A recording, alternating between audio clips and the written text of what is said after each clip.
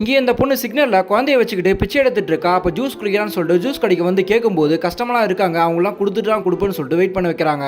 அப்ப பக்கத்துல நம்ம ஹீரோ தையல் மிஷின் வாங்கிட்டு வந்து ஜூஸ் குடிக்கலாம்னு சொல்லிட்டு வாங்குறாரு. இதை பார்த்ததுமே அந்த ஜூஸை இந்த பொண்ணு கொடுக்குறாரு. ஆனா இந்த பொண்ணு வேணாம்னு தான் சொல்றா. இருந்தாலுமே கொஞ்சம் நேரத்தில் வாங்கிக்கிறா. தென் இவன் கிளம்பும்போது பக்கத்துல இருக்க தையல் மிஷினை யாரோ தூக்கிட்டு போயிருக்காங்க. அதை பார்த்ததுமே கத்து அழுகுறான். ஆனா இந்த பொண்ணு அவங்க கும்பல்ல யாருக்கோ கால் பண்ணி கேட்கறா. அப்பதான் யார் எடுத்ததுன்னு தெரிய வருது. சோ இந்த பொண்ணு இவனை கையோட பக்கத்துல இருக்க ஒரு ஃப்ளைஓவர் கூட்டிட்டு போறா. அங்க தையல் மிஷின் திருநவன் அந்த மிஷின் அங்க வந்து வச்சுட்டு போயிடா. அதை பார்த்ததுமே இவனை எடுக்க போறான். திரும்பி பார்த்தா இந்த பொண்ணுமே காணாம போயிருக்கா. அண்ட் நெக்ஸ்ட் டே இந்த பொண்ணு திரும்பவும் பார்க்கறான். தேங்க்ஸ் சொல்றதுக்காக சாப்பிட கூப்பிடுறா. இந்த பொண்ணுமே சாப்பிடுறா. தென் இந்த பொண்ணு இவனுக்கு ரொம்பவும் பிடிச்சி போது ட்ரெஸ் எல்லாம் எடுத்து தரான். அண்ட் இவங்க ரெண்டு பேரும் சேர்ந்து சினிமாக்கெல்லாம் போறாங்க. அப்ப பேசும்போது இந்த பொண்ணு நீ இனிமேல் பிக்சரா எடுக்கதால சொல்லிட்டு ரொம்பவும் ஃபீல் பண்றா. இவங்க ரெண்டு பேருமே லவ் பண்ண ஆரம்பிக்கிறாங்க. ஆனா இவன் கடன் அதிகமா வாங்கி வச்சதால இந்த பொண்ணை விட்டு பிரிஞ்சிரா. இந்த பொண்ணுமே வேற மாதிரி தொழிலா செய்ய ஆரம்பிக்கிறா. தென் இந்த பொண்ணை பார்த்து இனிமேல் நீ இதெல்லாம் செய்ய தேவல, நான் உனக்காக இருக்கேன்னு சொல்றான். ஆனா இந்த பொண்ணு இவனை நம்ப மாட்டா. இருந்தாலுமே ஒரு கட்டத்துல இவனை புரிஞ்சுக்கிட்டு ரெண்டு பேருமே கல்யாணம் பண்ணிக்கிறாங்க.